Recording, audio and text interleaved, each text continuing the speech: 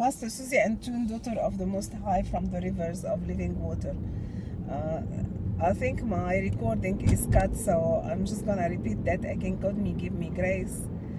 I was just talking about the message of grace, which is a message that is supposed to be preached for the sinners, and we're doing it all every week. We go and preach for the sinners who are between prostitution, schizophrenics, drug addicts, alcoholics, all of them, depression, and a lot of schizophrenia, and we preach to them about the grace and the mercy of God. And we can see, even when we offer them communion, they put their hand down with the cigarettes, which is too valuable for them, and they're ready to throw it into the mighty presence of God, and they receive life eternal through the communion and receiving Christ into their life.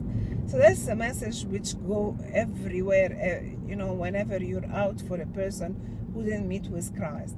But how about, one of the biggest church of Australia, you go there and the preacher, the pastor of this church has only one repeated message. It's not like a message in a different form.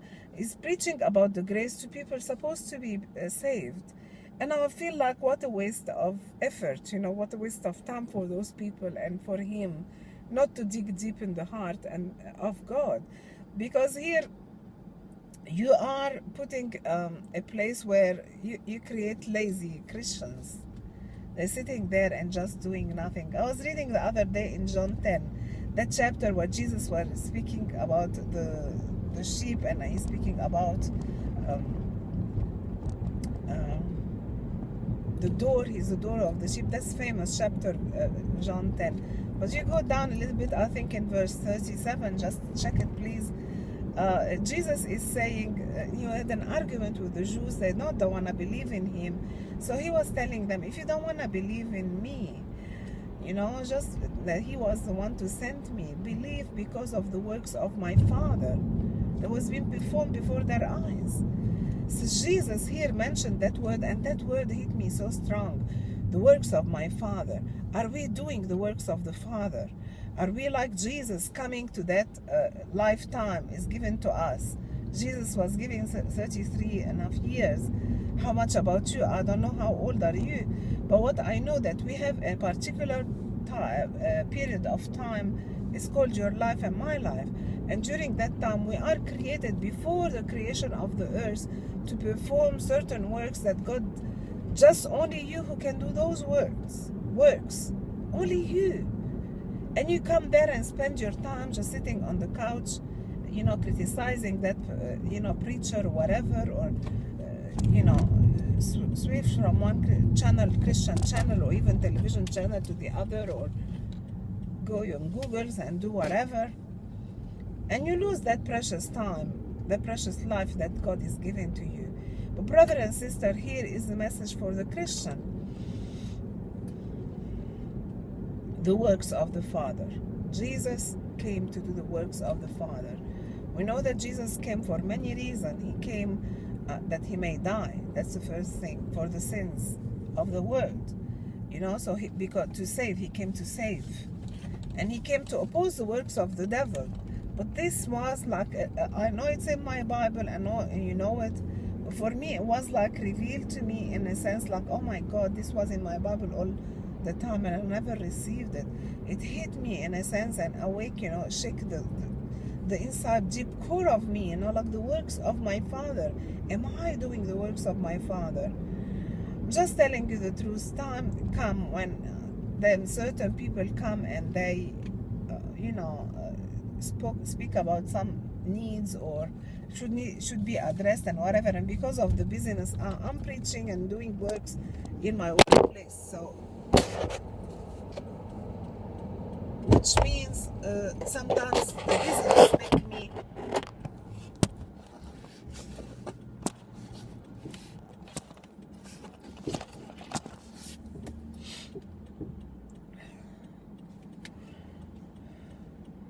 make me unable to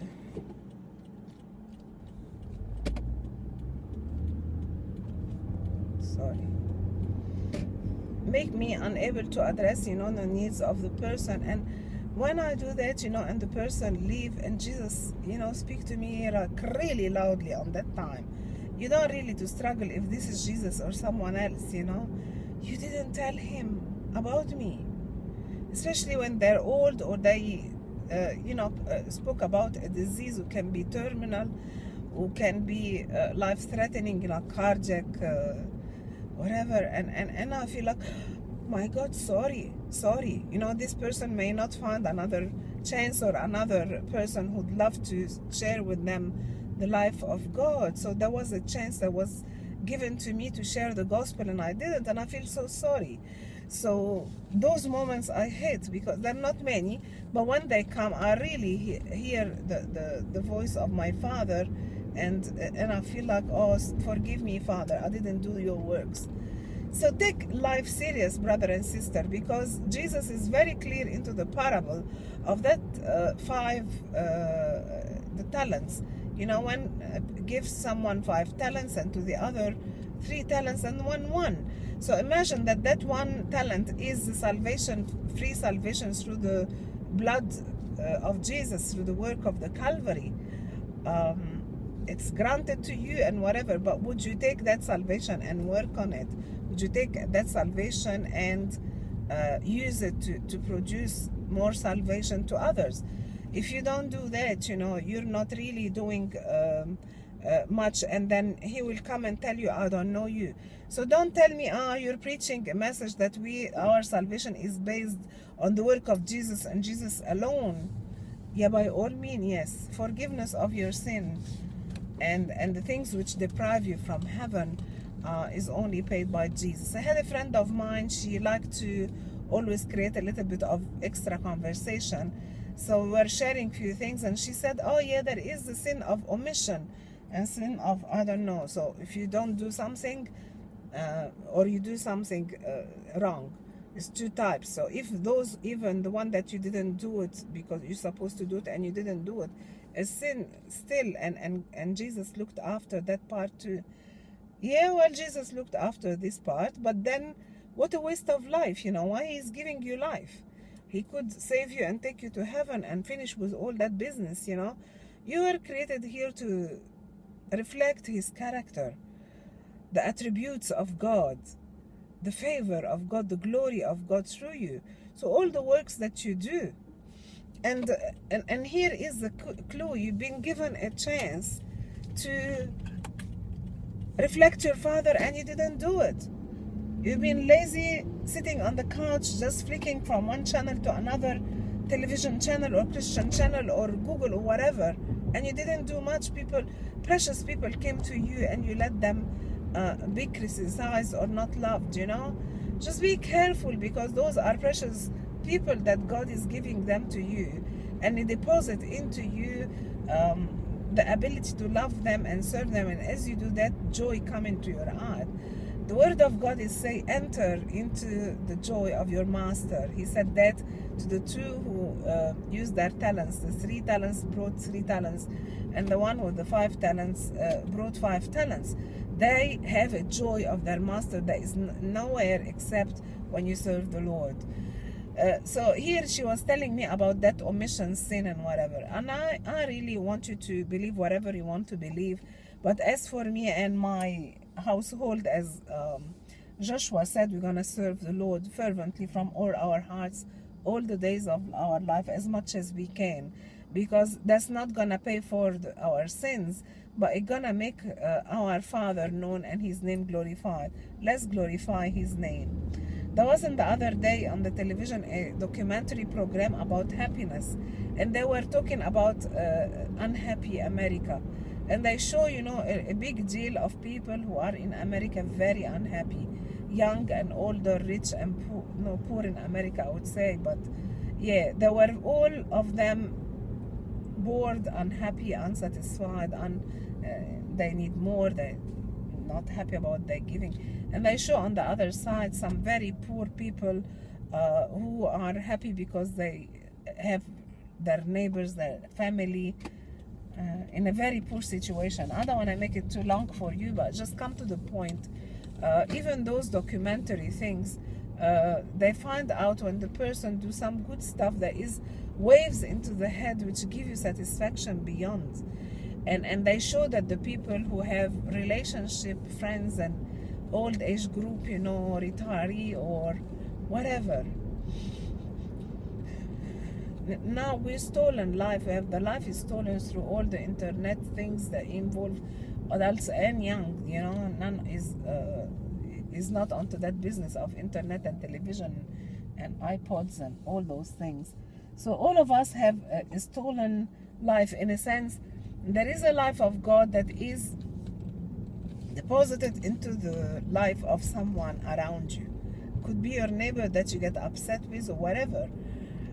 And as you turn to invest into his life, the love of God who's released to you or made for you, you can receive it through that person and that person alone. Your happiness into the life of someone, and his happiness is in your life.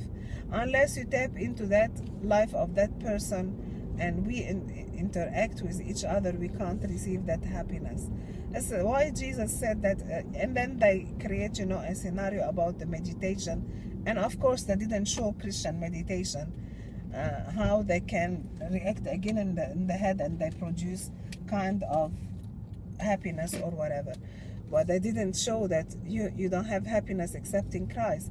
I was a bit sad about that, but they just tap into that direction where the true happiness come when people love each other and love God, you know, or connect with God. That's why Jesus said to the man who was rich, he said to him, I did all this when I was young. He said, you're missing one thing. Go sell all your belonging and give it to the poor, you know. But many people, they were asking them what is happiness, and they said the happiness in success and in riches. And then the guy said, oh, go and ask Bill Gates if he's happy with his life with all the money that he has.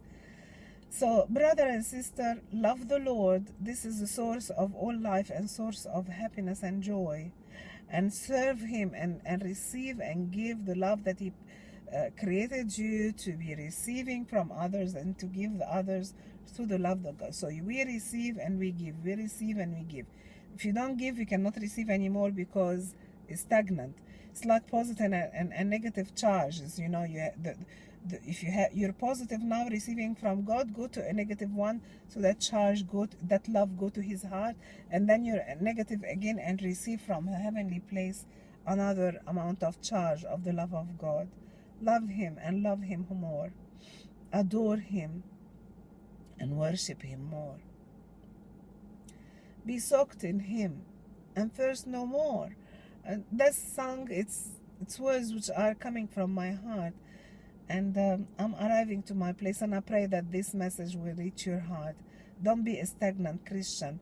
Receive or give, you know, receive the love of God through someone or through the Lord himself, and go and give it to someone, and then you receive even more. May God bless you mightily, and may you go flow into the works of the Father as Jesus did.